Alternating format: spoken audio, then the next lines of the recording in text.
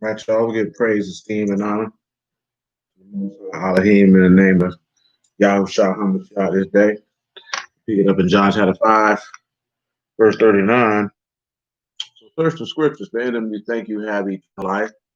And they would testify of me. And you will not come to me that you might have life. I receive not from men, but I know you that you have not the love of Elohim in you. And of my Abba's name you receive me not. Another shall come in his own name, him you will receive. How can you believe if you receive honor one of another and seek not the honor that comes from Elohim only? Do not think that I will accuse you to Abba. There's one that accuses you, even Moses in whom you trust.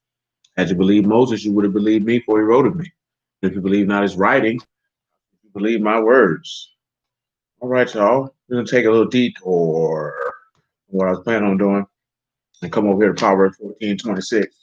I'm just doing this here because somebody I went to school with posted something in regards to, talking about men opening up to their women and all this other type of stuff. That's neither here nor there. But the key point of the matter was this: that it stated that a woman should be a man's refuge. Now, of course, we've dealt with something similar in regards to Yahuah being your rock, who you lead on, and that your woman can never be your rock, and a woman can never be a man's refuge. See, all of these things, what we don't realize, whether consciously or subconsciously being done by women in this day and time, is that they are looking to substitute themselves in the steed of Elohim and the means of comforting a man. And they can never do that. They do not have the ability to wherewithal to do so. And it's also a role reversal because the man is supposed to be the refuge for the woman. The woman can never be a refuge for a man. That's utterly impossible. I know that might be upsetting and disturbing to a lot of people. That's only because that type of information or conversation is propagated from the female persuasion. You never really heard this in times past of women stating that they wanted to be a man's rock or his refuge. No, that's a sanctuary. That's a safe place.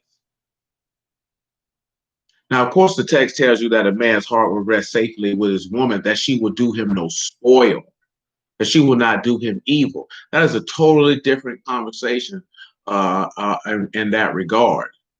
Because if the world is harsh, remember Yahuah told you in the 16th chapter of John, that told his apostles specifically, which of course is entailed to anyone who believed on his testimony through theirs, that in the world you shall have tribulation, but be of good cheer, I've overcome the world. So if I'm going through tribulation, the last person that I'm going to look to is my woman. Not going to look to her because there's no peace or regard that she can give me in the regards of tribulation, especially not in comparison to the living Elohim. So this is not whom I would look to and seek to.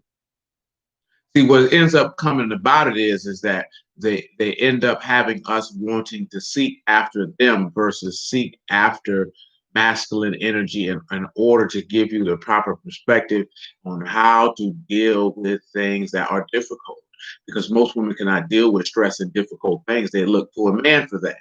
So if I'm a man and I'm going through that, why would I look to a woman who is looking to me for it when I'm supposed to be looking to Elohim in order to dispense this in my household? And of course, you will also see that Yahuah HaMashiach himself did the same. Let's continue. Proverbs 14:26.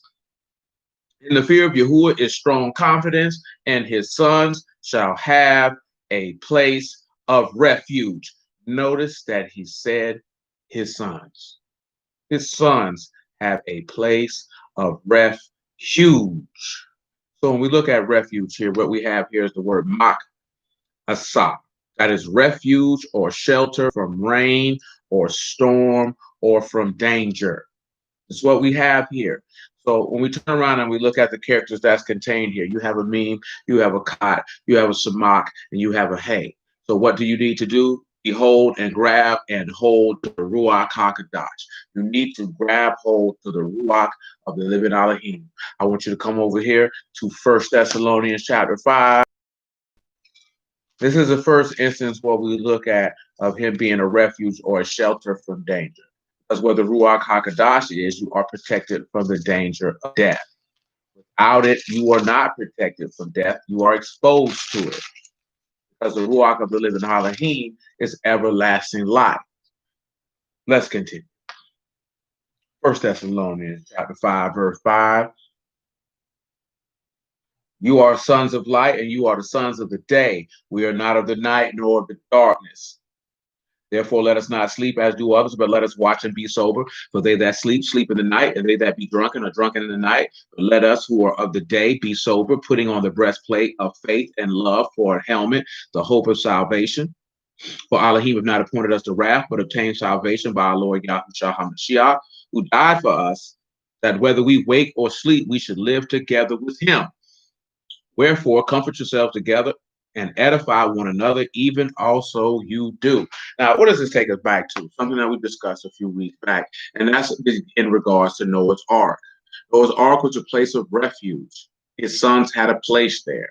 Well, why did his sons have a place there? Let's go back and revisit Genesis chapter 6. Let us do that. Genesis, let us do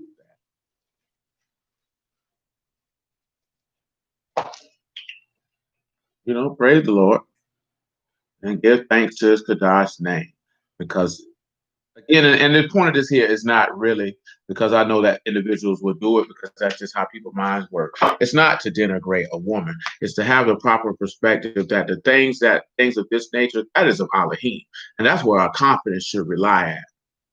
Now, I'm just going to tell you, some people maybe, never in my life, as an adult male, I should say, since coming up in my adolescence,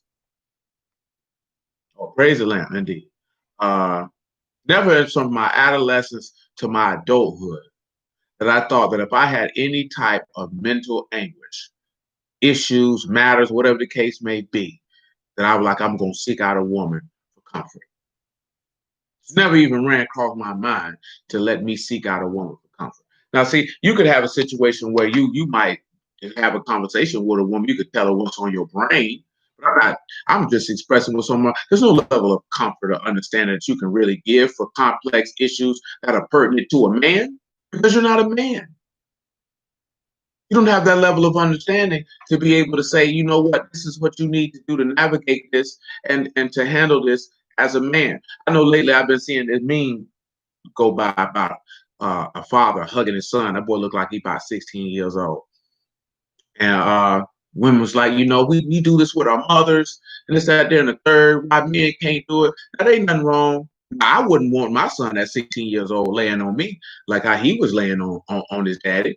But nevertheless, if that's what they do and that worked for them, then shoot, do what you do. But you know what I'm talking about? I wouldn't care if my son was 45 years old. He could always come hug his daddy. You ain't never too old for your daddy to show you some love. That's just utterly insane. I think most of that come about that people think that way, talking about men can't do that because you niggas wasn't raised by your daddy. So then you really upset and you're angry with your daddy. So that's why you don't want to hug on him like that.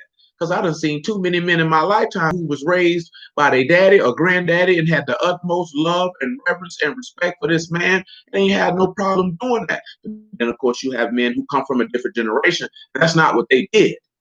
They didn't hug their kids like that. They might have not even told them that they loved them. You know what I'm saying? So you have to understand that, or what generation a man come from. The dude made a strong point is why do women tend to have interactions with each other like they have with other women? What we don't really see in that regard, and it's subtle. And it's a point that we've been talking about for a long time in regards to society, as far as the deities that these people worship, because everything is moving in a matriarchal fashion. They don't want you to be masculine. They don't want you to operate in that fashion. And for us to operate in a masculine fashion is to operate in the ruach and mind of Yahuah HaMashiach, which would mean to operate in the ruach of mind of Abba and Shamahim. That's just the bottom line. We don't need to operate in the mind of a woman, i.e. Yasharal. We don't need to do that anymore. Slow, man. See, you was doing that there before you knew any better. But once you've learned of Yahuah HaMashiach and you take on his mind, that's a whole different thing. We're not operating as flesh and blood people anymore in the mind. Totally different scenario. This is what I'm trying to convey and express. Some people may be offended. So be it. Ain't nothing I can do about that. That just means that's the shallowness of your thoughts. and that you're an emotional creature who's only going to look at things from an emotional bent because you think everything is about a war between genders, and it's not. There's roles and there's parts that people play. A man has a role to play, a woman has a role to play. There's a nature to a man, there's a nature to a woman. There's a nature to Elohim, and there's a nature to the sons of Adam. As the sons of Adam, we seek to take on the nature of Elohim and discard the nature of a son of Adam, because the nature of the son of Adam only leads to death. But let's continue. Genesis chapter 6 and verse 8.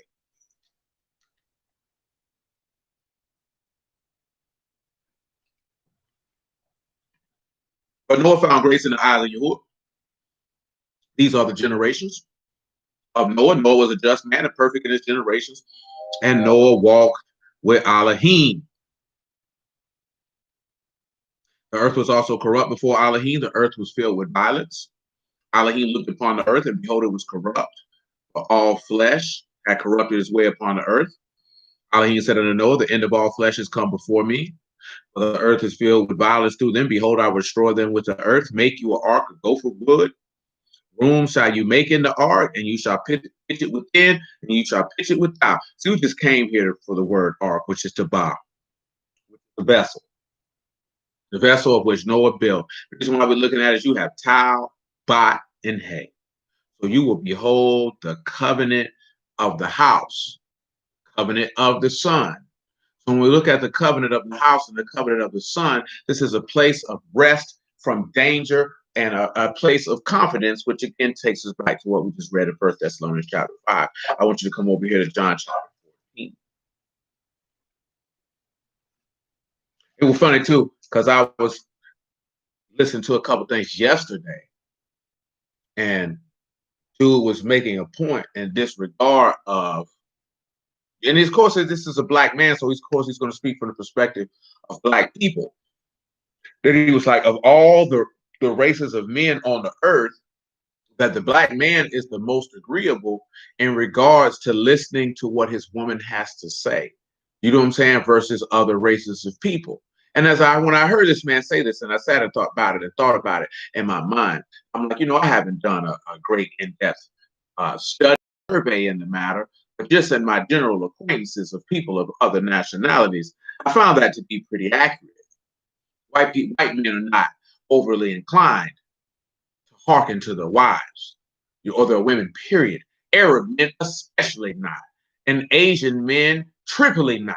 You know what I'm saying? That's just something that they don't do.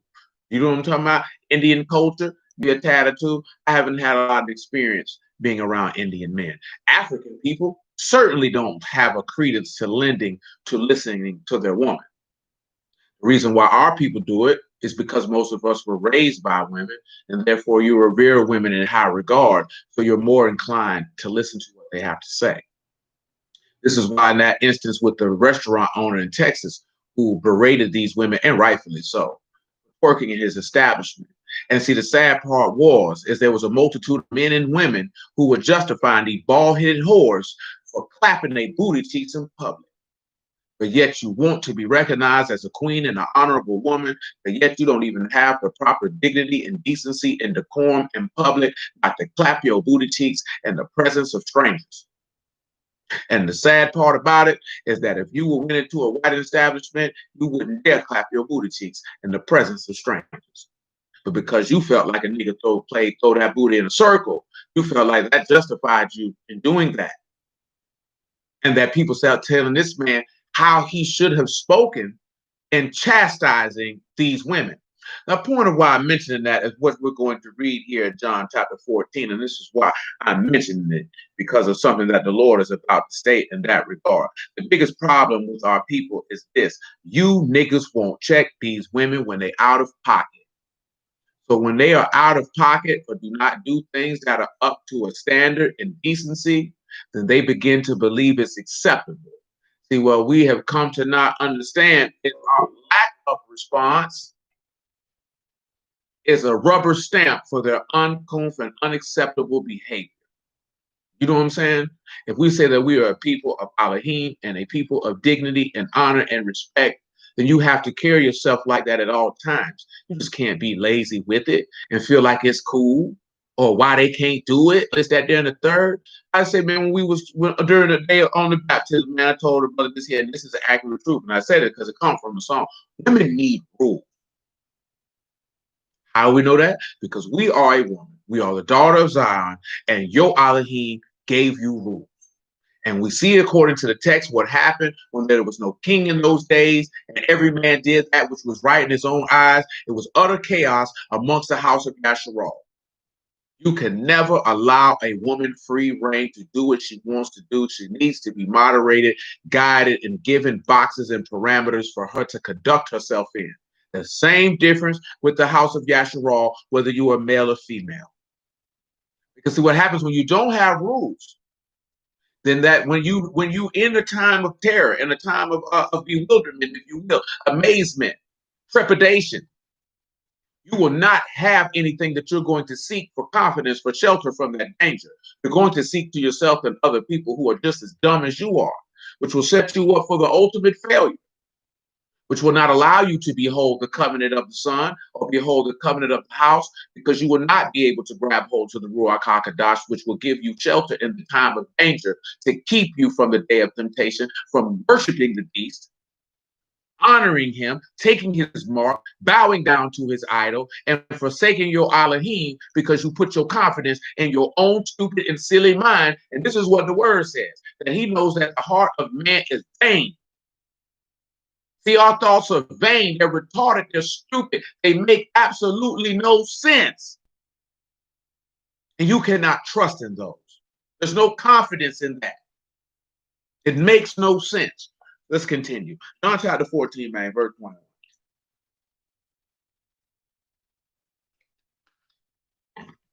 He that have my commandments and keep them, he it is that love me. He that love me shall be loved of my Abba, and I will love him. I will manifest myself to him. Now, of course, most of you already know. In verse 15, he tells you, if you love me, keep my commandments, and I will give you another comforter that he may abide with you forever. But the world cannot receive the comforter, the Ruach of truth, because it has neither seen him nor known him. See, what ends up coming in is you can't see or know something or understand, have confidence in something that you don't have the desire to follow. See, one of the biggest reasons, and case example of why I mentioned the man in Texas, and I've told y'all this many times before, there's an abject disdain amongst the women of our people to submit themselves unto the authority of a black man. It despises them. They despise it, excuse me. They utterly abhor it. They have no desire to do it. And really what that is a manifestation of not having a desire to submit to Elohim, which is representative of our people as a whole. Because we don't want to be under the abject authority of another. Because we feel like we can rule our own lives and do what I want to do, and I don't have to listen to you. But the same way that Roman centurion told Yahuah, he said, you know what, you ain't got to come in my house. He said, I'm a man under authority just like you. I tell a man to go and he go. I tell a man to do this and he do it. And then we should sit back and consider that when Yahuah was amazed at the level of faith that this man had that he had never seen amongst the house of Yasharal, then we're supposed to pause and consider that Yahuah was a man under authority. The only person who is not a man under authority is Abba himself, because he's the owner, dictator, creator, and ruler of everything, because he created everything through the right hand, which is his son. Abba is the only one who is not under the authority of anyone. Every last one of us must be under the authority of another at some point in time in your life. And the saddest part about our people is you are readily willing and able to be under the authority of your employer before you would be ready to be under the authority of someone who looks like you. That just means that you don't like yourself, which in return means you don't like Elohim because you're made in his image. This is something that we will have to consider and be honest with ourselves. Because we're not going to get anywhere as a unit of people when we continue to sit back and look at that you do not trust the authority, wisdom, understanding, and knowledge of someone who looks just like you. But you'll be ready to lend it to someone else who don't look like you. Now, see, that's some pain for our souls right there, but it has to be spoken about in this regard, because again, how we treat each other is how we feel about our Elohim, whether we want to accept it or not. How you present yourself is how you feel about your Elohim. Like, if you're a man, you should want to look good, and your woman should too. And if your woman don't care about her appearance, then what that say about you, and then what that say about her? Because she a reflection of you. So if remember right, and Thessalonians, and especially in Ecclesiastes, he tell you to always have your garments be white, and don't let your head lack no oil. You know what I'm saying? He said, I put on righteousness as a robe, and this, that, there, and the third. So your Elohim is telling you, your Elohim give you the best of the best. Now we ain't talking about this stuff, but talking about walking around with no suit on and this, that, there, and the third. But have some care about yourself. You know what I'm saying? Because how does that look if we say we the servants of Elohim and we look like we smoke rocks? Or we look like we don't care about ourselves? I done told you about that before, man. These dudes come out here, man, they stop cutting their hair. Niggas start getting edges. Niggas around here looking dusty. That junk ain't cool. And word or not, I ain't never thought women do that. I ain't never cared for a woman who ain't care about how she look. I'm be honest with you, as a man, these men might not tell you this, but I'm gonna tell you this. Anytime I see a woman that ain't do her hair, ain't care about how she look, I would wonder if she washed her vagina and she brushed her teeth. That would be the first thing come to my mind. Because that's what my people told me. You know what I'm saying? That would come to my mind. And chicks I grew up with. That's what's gonna come in my mind. So when I see somebody and they look down on themselves spiritually, they just look dingy and this, that, and the third. I'm like, this here, is your soul right, son? Did you wash your heart? What's wrong with you? You know what I'm saying? Because most of we too old for that, man. Old people. Now you're getting older, man. You're supposed to care. That's how your children have care. But see, that's another spiritual aspect with the Lord. I'll probably get on that sometime later on this week, if you will. Verse 22. Judah saith unto him, not Israel, Lord, how is it you will manifest yourself unto us and not unto the world? Yahuah answered and said unto him, if a man love me, he will keep my words, and my Abba will love him, and we will come unto him and make our abode with him. If he come and dwell with you, you have a place of refuge from danger. He that loved me not, keep not my sayings, and the word which you hear is not mine, but Abba which hath sent me. So the person who doesn't hear him does not desire a place from danger. That means you feel like the danger will not happen to you. Come over to Amos 9 for the point.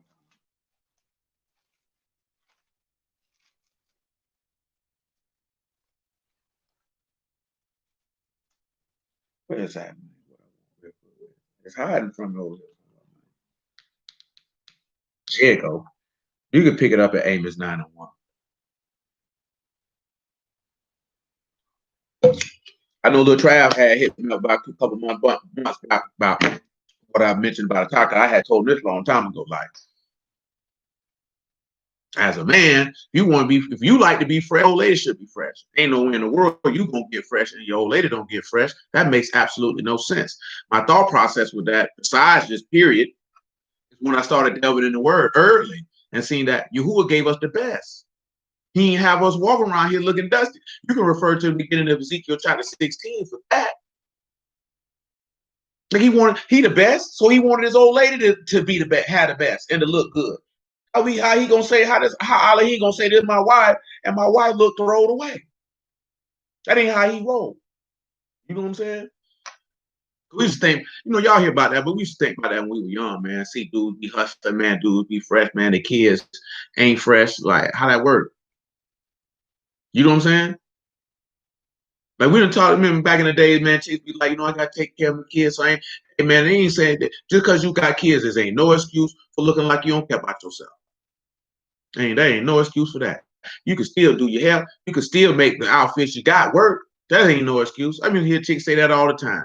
You know what I'm saying? Coming up, man, I got these kids, so you just gonna look like who did it and why? Because you got kids. Stop blaming them kids for all that. You just don't want to. Just tell the truth. Because niggas used to get clown around my way, boy. You around here looking crazy. Listen, nigga, know you were really, really going through something. You know what I'm talking about? See, I get that from my auntie, though. My auntie used to tell me, you got to look good no matter where you go. You know what I'm saying? It don't matter. Nigga, you be going to the grocery store. Don't be around here looking like, because you're representing the family. And you got the family looking bad. I remember my auntie Tony told me, just got finished eating some barbecue. And she was like, nigga, if you're going to have long nails, boy, you got to clean them guns, boy. I'm like, I just got finished eating. She said, that ain't no different. I don't care nothing about what you got finished. He says, if you're going to keep them clean, don't have them. Say it don't matter. Make yourself look bad. You're going to make the family look bad. I couldn't say nothing about that. Amos 9:1. I saw the Lord standing upon the altar, and he said, smite the lintel of the door, that the post may shake, and cut them in the head, all of them, and I will slay the last of them with the sword. He that flee of them shall not flee away. He that escape of them shall not be delivered. Though they dig into hell, then shall my hand take them. Though they climb up to heaven, thence I will bring them down. Ain't nowhere for you to hide. He coming for you. And though they hide themselves in the top of Carmel, I will search them out thence. And though you be hid from my sight in the bottom of the sea, thence will I command the serpent, and he shall bite them. And though they go into captivity before their enemies, this will I command the sword, it shall slay them, and I will set my eyes upon them for evil and not good. Drop down a little bit by verse 8. I don't read all that.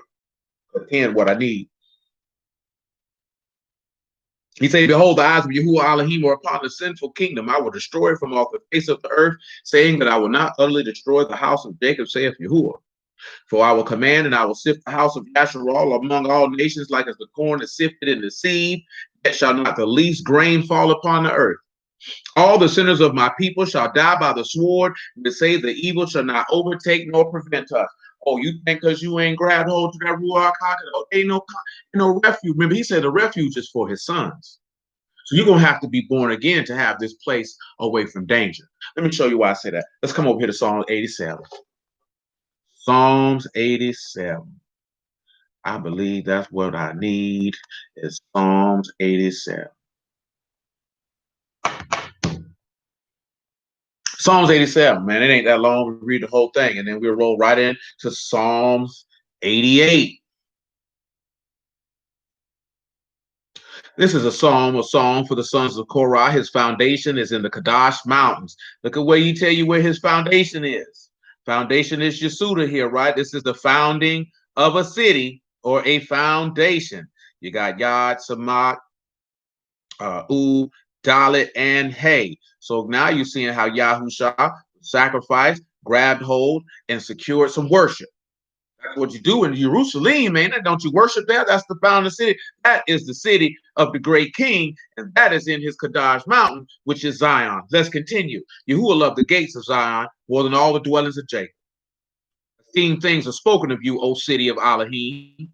Now, boom, we talked about this in the past, so we're not going to go in that in great detail. When we were talking about how that New Jerusalem would be in comparison to the paradise of Elohim or the Garden of Eden. Great things have already been spoken of. So an individual tells you that New Jerusalem is not a real place, or it will not come down from Shamaim, you have to give pause. Because this song that is sang in praise to your Elohim has made mention that great things have been spoken of this city. This is the city of Elohim. Paul, Revelation 3 on general principle. Revelation chapter 3 on general principle. We will pick it up at verse 11.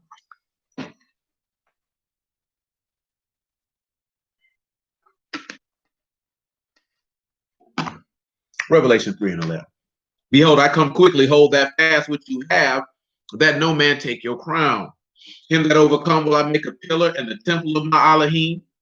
He shall go no more out, and I will write upon him the name of my Elohim and the name of the city of my Elohim, which is New Jerusalem, which come down out of Shamaim from my Elohim, and I will write upon him my new name. He that have an ear, let him hear what the Ruach saith unto the houses. This is a city, and again, you could read Psalm 48, other couple things of this here. You could read Matthew chapter 5, but Jerusalem is the city of Elohim, and it tells you that's Salah. You need to pause, right? Consider. Let's just look at Selah real fast, like just because, lift up and exalt. Pause, if you would. Samak, Lamad, and Hay. So behold, grab hold to the shepherd. Lift up and exalt him, grab hold to him, like he tell you, would take hold of skirt of him who is Yahudim and say, we going with you. We heard Elohim was with you. Or when you seen the woman who had the issue of blood and she grabbed to the hem of his garment and it was healed. So just grab hold of him. That's all you really have to do. See, at the end of the day, everything is going to keep coming back to the same key component. Nothing that we have is going to be fixed until we grab hold to the way of our Elohim and stop walking in the vanity of our own mind and leaning on our own understanding in regards to issues of life. I don't care what no wicked niggas out here talking about. Nigga hit me up yesterday talking about a nigga say, yeah, man, don't get married, don't date. You know what I'm saying? This, that, there, and the third. And I said, that's all well and good when you're dealing with sinners, because I know why he would say that. Because the majority of these women out here are trash, pure and unadulterated trash in regards when it comes to being married. You know what I'm saying? They do not know how to function and interact with a man, don't know how to be a wife, because you ain't been taught how to do that vocation. Most women's instruction in that vocation comes from television, movies, and music. And that is not a proper place to learn that vocation. So you're doing what you feel is right in your own eyes. And in regards to what a man wants, you do not care, because you're going to give him what you think that he should want. So when you come that most of these women don't add any value or benefit to a man's life, for a modern man dealing with modern women in this modern time, it just doesn't make sense for him to participate in that vocation in a serious fashion. But we are not modern people. We're godly people. So that man's perspective and viewpoint is grossly irrelevant for us, because we should not be dealing with women who think in this fashion. These women should be godly women who think in the fashion of their foremothers, of Sarah, of Rebecca, of Rachel, of Mary, of Elizabeth, of Deborah, and women of this cut. And those women didn't think that way. Those are women who are going to add immense value to a man's life in a godly fashion, which is beneficial to him to have her under his stead. It's a different thing. So what he's saying is irrelevant. And that's the problem is that we're hearing people who are speaking from a worldly perspective. And then we looking at it like, yeah, yeah, yeah. And then you neglecting the fact that's not your life. He said, you are not of the world. He said, we are in the world, but we are not of the world, because as he is, so are we. So those things do not pertain to us on what those people's viewpoints and perspectives are. You have to know to understand that that's the perspective of sinners, but understand that that's not my perspective, because I'm not a sinner, nor do I live how sinners live. So the things that they are concerned with and deal with are none of my concern, because it is not relative to how I live my life. We live our life according to the standard of Shamahim, by way of the words of the son of the living Elohim. What do I care what a son of Adam chooses to live his life? He's of the earth. We're of heaven. We're in two different places with two different viewpoints and two different standards and two different ways of living. You have to know how to distinguish between the two. Nevertheless, verse 4, I will make mention of Rahab. Just so you know, Rahab is a metaphorical term for Egypt. I will make mention of Rahab and Babylon to them that know me. So guess what? He said he's going to make mention. If you know Yahushua, then he's going to let you know about Babylon. You read the book of Daniel. You know what he told you was going to happen in Jeremiah and towards the end of Second Chronicles. You read Lamentations of Jeremiah. You know about Babylon. You read Ezra and Nehemiah and Mordecai. And Esther. You know about it. You read the book of Exodus. He say, behold, the Philistia or the Philistines. You know about the Philistines from reading the book of Samuel and your interactions with them people. And Tyre with Ethiopia was born there. So he got to let all them people know. When Yahushua was born in Jerusalem, boy. You say, well, Paul, Yahushua was born in Bethlehem. Oh, but you know better than that, my dear brothers and sisters. You know better than that. It was just like he told them in Luke chapter 13, by no means shall a prophet perish out of Jerusalem, because he went into the sepulchre as the son of Adam, but came out as the son of Elohim. And that man was born in Jerusalem, which points to us again why we must be born again. And whether you realize it or not, the resurrection of the dead was slid right up under your nose. Let's continue. And in of Zion it shall be said, this and that man was born in her, and the highest himself established her. Yahuah shall count when he write up the people that this man was born there, Selah. So of course he's telling you when he writes up the book of life that Yahushua was born there. So let's take a look and see something. And Luke chapter 1, I believe. Did we just read Luke chapter 1 for the information that we desire? Matter of fact, let's read Isaiah 16 before we read Luke chapter 1 for two witnesses on the matter. We'll read Isaiah 16. And then I ask a very rhetorical, well, not to say rhetorical, but a very simple question for people who are scripturally astute, as many of you are.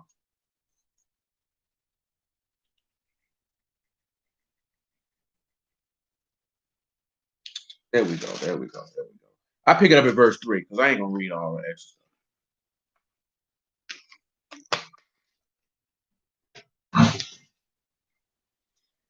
He said, "Mercy shall be the throne, and mercy shall the throne be established. He shall sit upon it in truth in the tabernacle of David, judging and seeking judgment and hasting righteousness." Now I ask you, good brothers, on this beautiful, beautiful day, and if your sisters choose to want to interject, you by all means can do so. Well, where is the tabernacle of David? Who knows where the tabernacle of David is? Where is the house of David? Where is it located?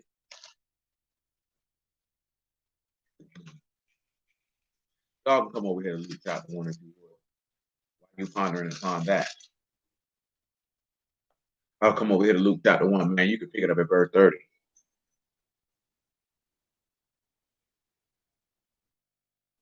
Luke chapter 1, verse 30. Where is that place located? Can anybody tell me where the tabernacle of David is? Luke chapter 1, verse 30. And the Malachim said unto her, "Fear not, Mary, you have found favor with Elohim. And behold, you shall conceive in your womb and bring forth a son, and call his name Yahuah. He shall be great. He shall be called the Son of the Highest. Yahuah Elohim shall give unto him the throne of his father David, and he shall reign over the house of Jacob forever, and of his kingdom there shall be no end." Don't nobody know where the tabernacle of David is? That is unfortunate. That nobody knows where the tabernacle of David is. Don't nobody know? It's okay. Come over here to 1 Kings chapter.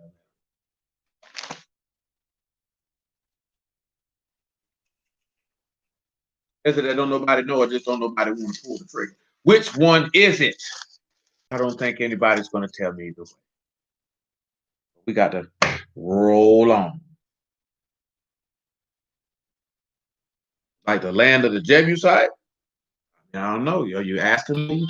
Well, no, clearly you asking me. Because, well then, Rockets trade Russell Westbrook to the Wizards for John Wall. How about that? How about that?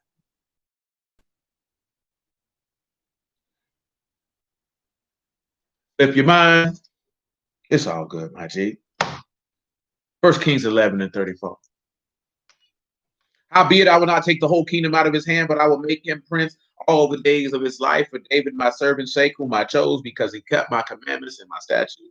But I will take the kingdom out of his son's hand and will give it unto you, even 10 tribes. And unto his son will I give one tribe, that David my servant may a light always be before me in Jerusalem." Right. You know what I'm talking about? "The city which I've chosen to put my name there." If y'all recall, his first 7 years, he reigned in Hebron. His last 33 years, he reigned in Jerusalem. So the tabernacle of the house of David is in Mount Zion or in Jerusalem.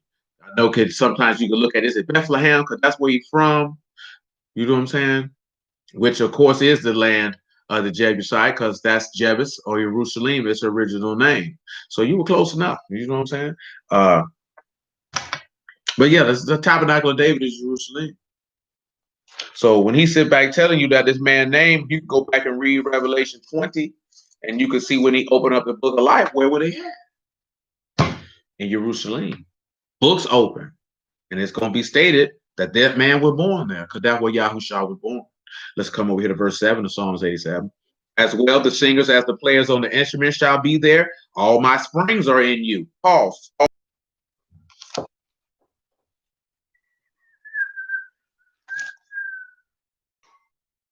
Revelation chapter 7, verse 14.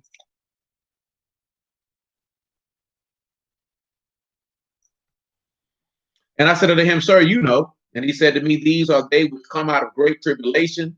We'll make it verse 13. "And one of the elders answered, saying unto me, What are these which are arrayed in white robes? Whence came they?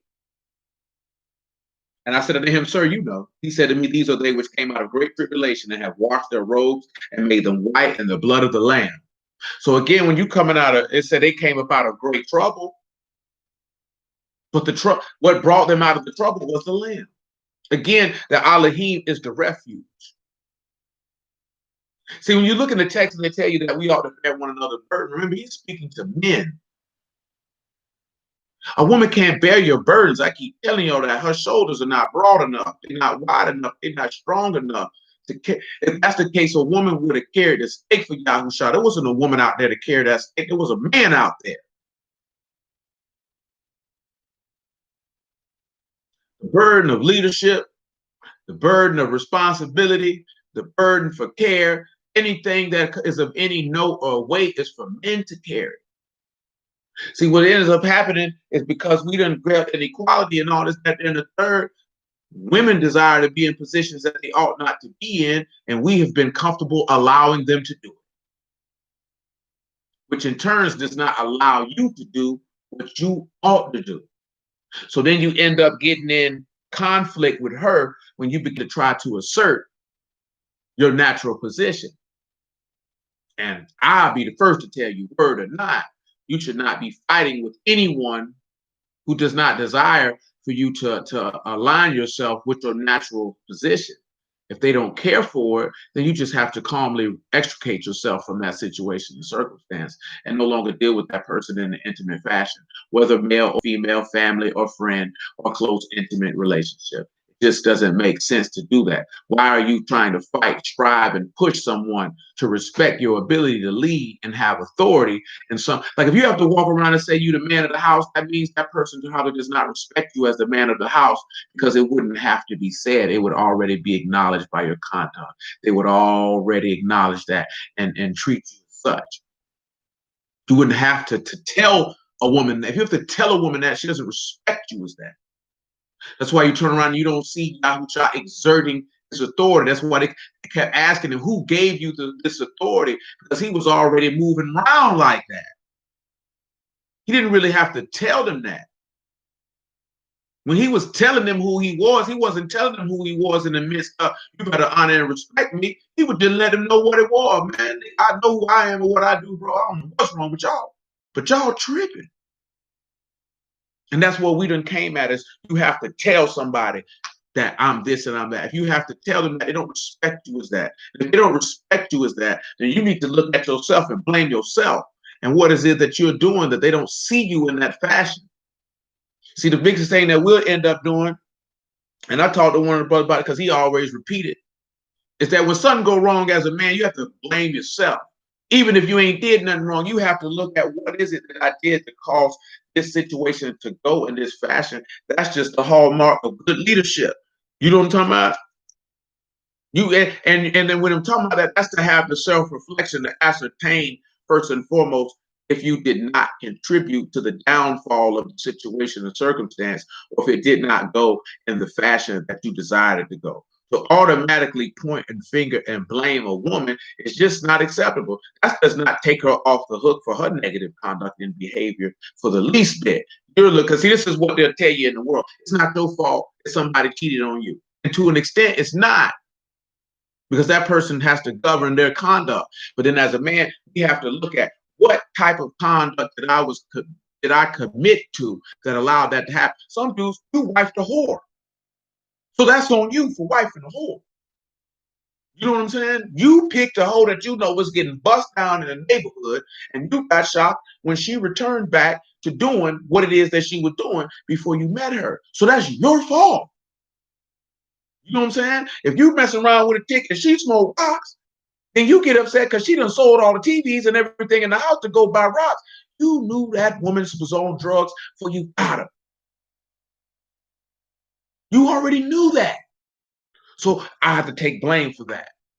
If you see that this woman is reckless in regards to spending money, but you got with her anyway, and then you're upset because she's spending up all your money, that's your fault, because you already knew that and you didn't have to participate in that. And the biggest one of all, if that whole masculine and combative and aggressive, then why would you be shocked when she behaves that way and then try to blame her for it? That's your fault because you allowed it. Because a person is only going to treat you in the fashion that you allow them to treat you. See, Yahuah was not with it. See, he was not going to allow you to dishonor him for a continual process and the chastisement not come upon your head. As we recall in Ezekiel chapter 8 and 9, he said, go ahead and put a mark on those who honor me. But the rest of them, well, I got to come see them. But the one with the mark, they say, see, them my sons, they got some shelter. They good from the danger. But I'm going to get the rest of it. And the key component of what I mentioned is all of that is coming into a group of people who respected the authority and rule of a man and the group of people who did not. And he was not going to allow himself to continue to deal with the people who did not. And that's what's going on in the world. So now, because you are not in your proper position as forth as being a son of Elohim, then people don't respect your authority. So when you talk, they don't care. Now, sometimes that's just the rebelliousness of people, because we know the scribes and the Pharisees, they are an example of that. They knew everything Yahuah was saying was right, but they were so prideful in their rebellion that they were never going to heart. It wouldn't matter what he said. They weren't going to listen because they were enamored with the lust of their own heart. That's why he said, you are those who justify themselves. But Elohim know your heart. That's why he told him that, because you want to be right in your own mind. You don't want to submit yourself unto the righteousness of Elohim. You want to submit yourself to your own righteousness, which goes back to what I was talking about before, of living in a society that has set a standard that is their own standard, that is absent of the standard of Elohim, and then feel like that standard is acceptable. Now, we might say things need to be harsh, but we already know, man, living in this world, how people are raised, male and female, 80 to 85%, and this is being quite generous with saying that only 20% are not even prepared to be anyone's husband or wife, but you ain't taught to be that. See, you think that's just something that is a much easier vocation to do when you're instructed on it from your youth up. See, this again is the thing when you look at, right, the rich ruler, when he said, I've been keeping these things for my youth up. See, we've also lived in a society that believes that we should not begin to train children for things until they get to a certain age. This is not how ancient cultures and societies operated. They train their kids from their youth up. That means they're prepared for the vocation when it's time for them to walk in it. We don't do that and wonder why we fail. See, most of us were not trained in the way of Elohim from our youth up. Now you have to unlearn all of these things to be a son or daughter of Elohim. And again, as I've told you many times, your children don't have to do that.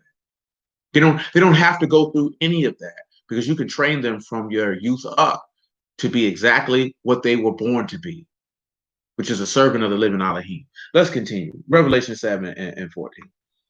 Or 15. Therefore, they are before the throne of Elohim, and they serve him day and night in his temple. And he sit on the throne. He that sit on the throne shall dwell among them. They shall hunger no more, neither shall they thirst any more, neither shall the sun light on them, nor any heat. For the Lamb, which is in the midst of the throne, shall feed them and shall lead them unto living fountains of waters, and Elohim shall wipe away all tears from their eyes. So as you can see, the singers will be there, players on the instruments, and there's fountains of living water there. Psalms 88. I ain't gonna get to all of Psalms 88 this evening, but we'll get enough though. Yahuah permit. Psalms 88:1. A song for the sons of Korah to the chief musician upon Malalath, Leonoth, Mashal of Heman, Ezahite. O Yahuah Elohim of my salvation, I have cried day and night before you. Let my prayer come before you, and incline your ear unto my cry. My soul is full of troubles. My life draw nigh unto the grave. Now, of course, most of you already know this is Matthew 26. My soul is exceedingly sorrowful unto death. But why should I mourn? I was coming to this hour. I will esteem your name. For this cause I came into the world, and for this cause was I born. This is what he was born for. Remember, this is John 17. These are all the prayers that he cried unto him, right, in regards to his death.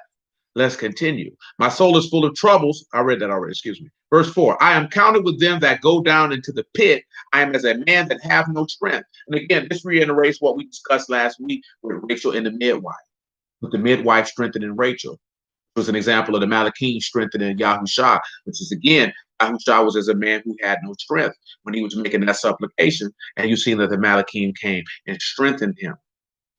And again, that takes us back to your confidence and your refuge is of Elohim. Remember what the book tells you, that the head of the man is a woman, and the head of Mashiach, the head of the man is Mashiach, and the head of Mashiach is Elohim. So when we look at individuals seeking safety from danger, the woman seeks it from the man. The man seeks it from Mashiach. Mashiach sought it from his Abba. That's how that rolls. That's how things go. Things flow uphill, not downhill when we're dealing with Elohim. When there's issues and troubles, things go uphill.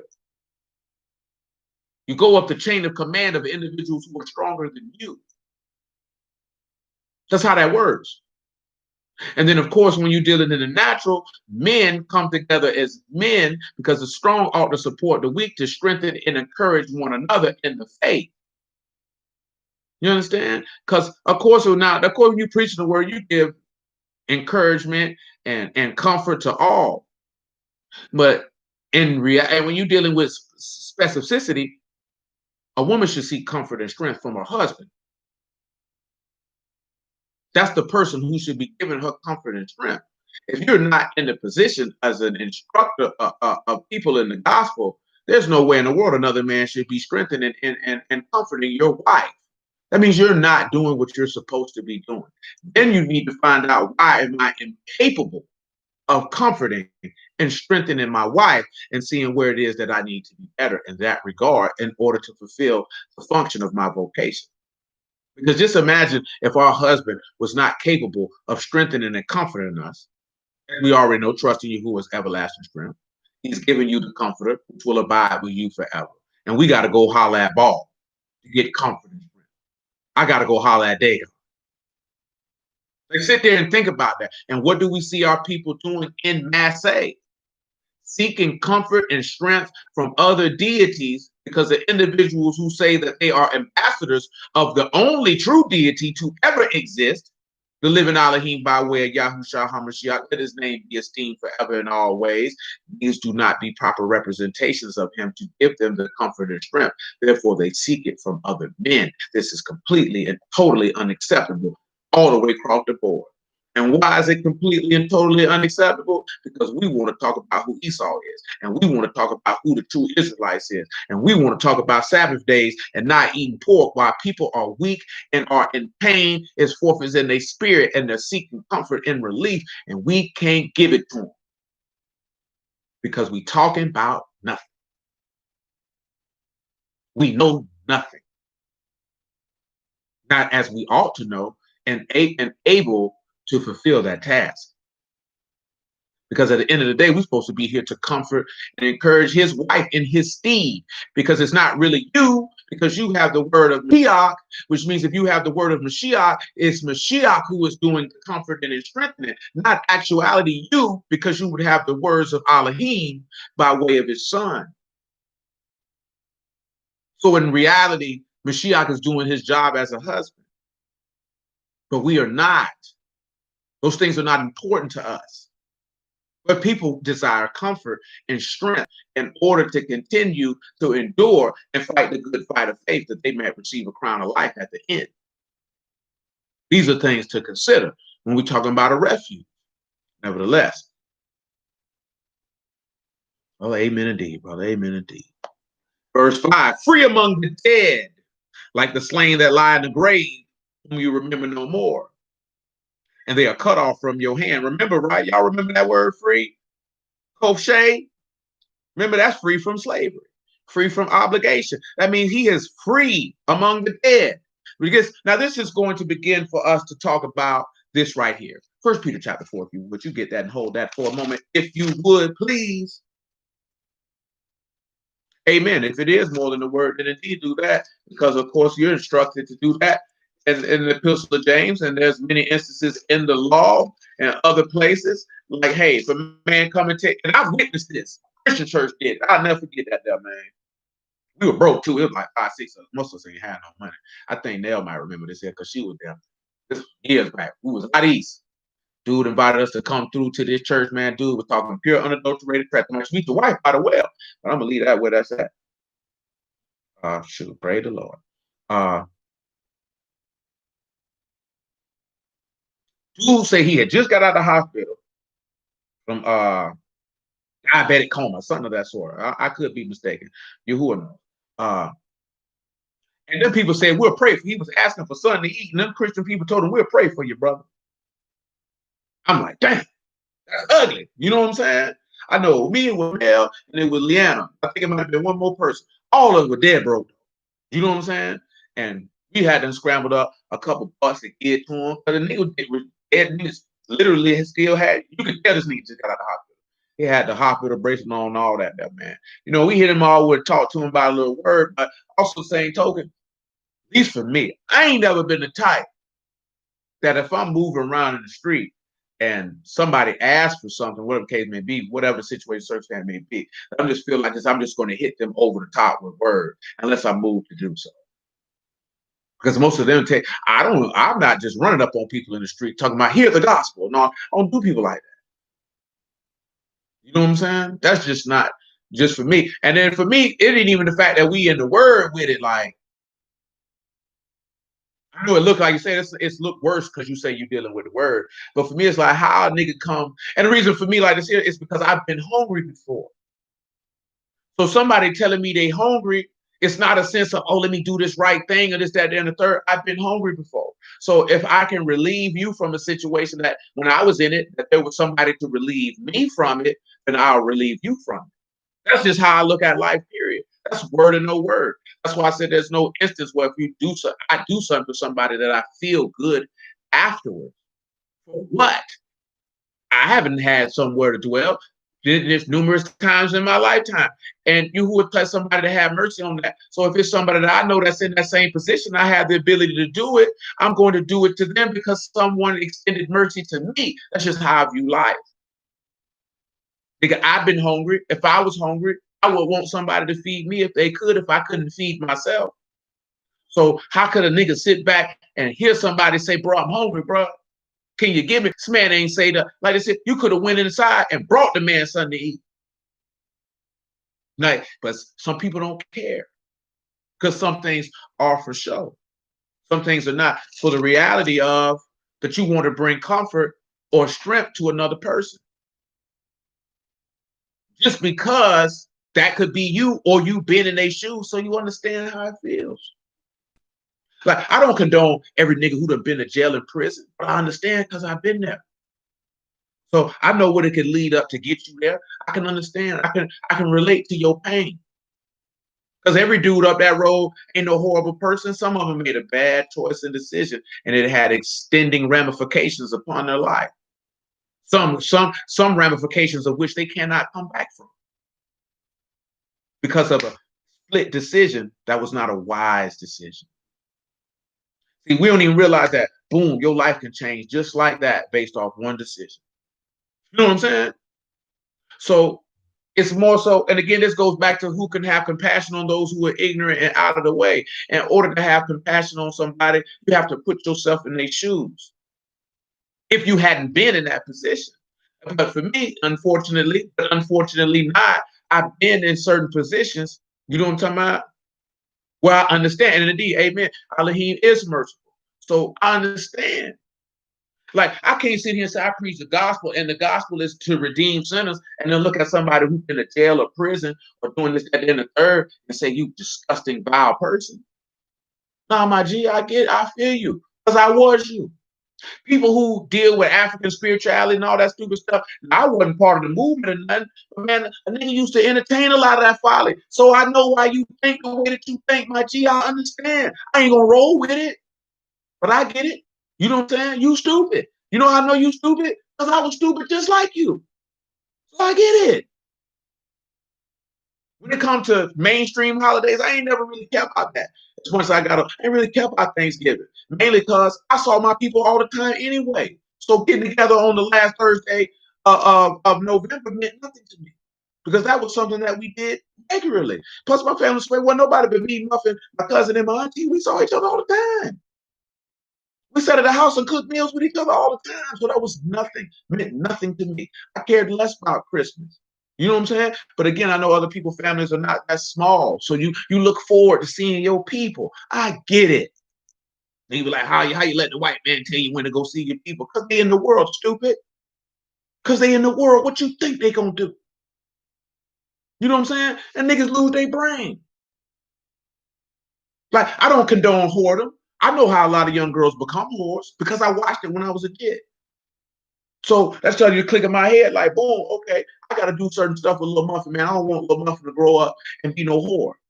Because I see these young girls over here, see, they felt unwanted and unloved. They didn't have a man who loved them, a man who they knew loved them and cared about them. So they sought it out through other men's penises. I said, well, I got to do the best that I can, that she don't go that route. Nigga, nobody told me that. I'm 14, 15 years old. I'm paying attention. I'm seeing what's going on around me. I'm hearing the things that these young girls are expressing. I say, ain't nothing I can do for them, but it's something I can do for her, though. Because I can't do nothing for them. Y'all not my responsibility. That's my little sister, though. That's my responsibility. Y'all on your own, baby. I ain't Dr. Phil or nothing like. I can't help. You know what I'm talking about? But you had to sit back and look at that. You got to sit back and be able to, how else are you going to save souls if you can't even understand how that soul got into the position that they're in? That does not mean that you justify and tell them to continue to wallow around in their sorrow and throw a pity party. But how can you reach a soul if you don't understand how the soul got to where it's at? That's the part of the comfort. And that's the part of really understanding what the gospel is about. So you can tell them that there is a place of shelter for you from the danger. And that you no longer have to be in pain. We're no longer concerned with that. We're concerned with being scholars and Israelites. Nigga, that junk trash, my G. It's trash. It's absolute pure and utter trash. What does that do for the dope boy? What does that do for the prostitute? You know what I'm saying? What does that do for the abused child, the abandoned child? What does that do for them? What does that do for the person who has a desire to keep their flesh in check, but doesn't have the strength or the know-how in order to be able to activate that faith in order to do so? How does the information, how does what we talk about, how does that profit them? And as they're just put it, how do they even know that Elohim is merciful, that they can cease and desist and return and he will accept them? You know what I'm saying? We don't care about it. It's a waste of time. Nevertheless, let me finish this out here, man, so I can let y'all go on about your evening. Well, I've been had y'all on here all night. I keep you all night on the Shabbat. You man. I ain't keep you all night. Look what he say right here, right? Free among the dead like the slain that lie in the grave, who remember you no more, that are cut off from your hand. You have laid me in the lowest pit, in darkness in the deeps. Your wrath lay hard upon me, and you afflicted me with all your waves. Selah. You put away my acquaintance far from me. You have made me an abomination unto them. I am shut up and I cannot come forth. That is Peter, denying him 3 times. My eye will mourn by reason of affliction. I've called daily upon you. I have stretched out my hand unto you. Yahuah on the tree. Will you show wonders to the dead? Shall the dead arise and praise you, Selah? Shall your loving kindness be declared in the grave, for your faithfulness in destruction?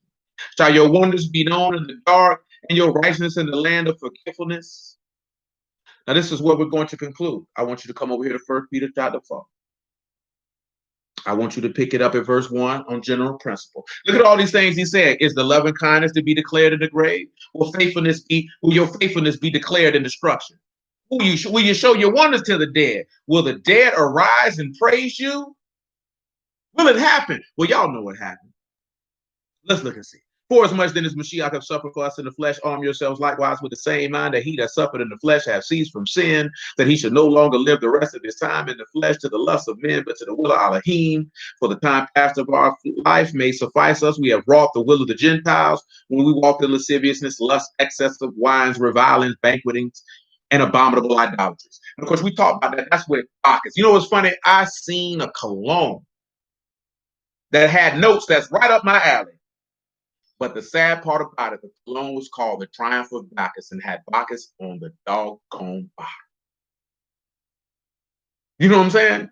And they called it the Triumph of Bacchus. This is the god of revelry, god of excess and sexual lust. Now look at what he said. He said, we have wrought the will of the Gentiles in times past. That goes back to what I was talking about.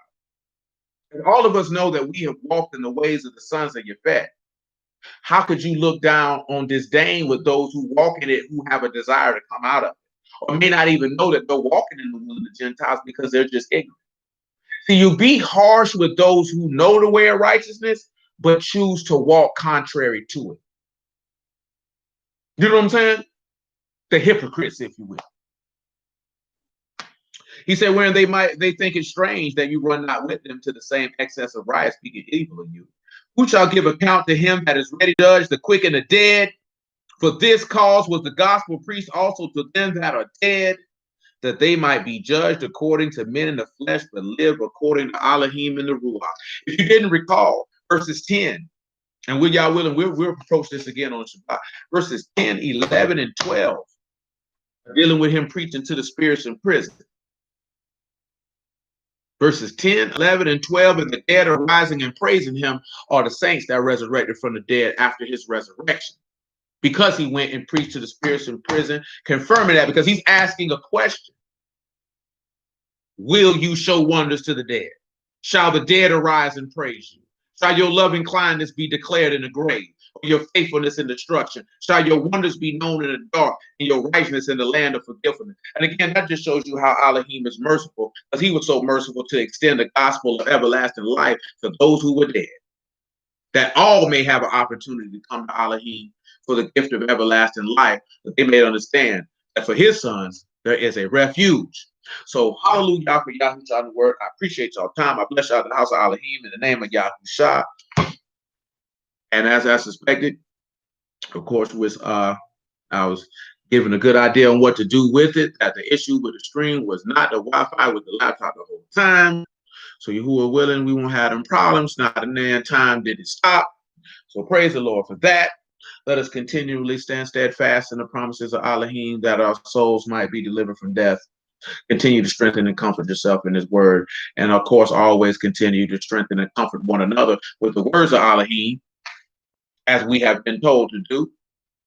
That if a man be weary, he can always lift up his eyes to heaven and know he has a stay and a relief. Sitting right there at the right hand of Elohim to make intercession on your behalf. So with that being said, you who are willing to the Shabbat, we'll do it again.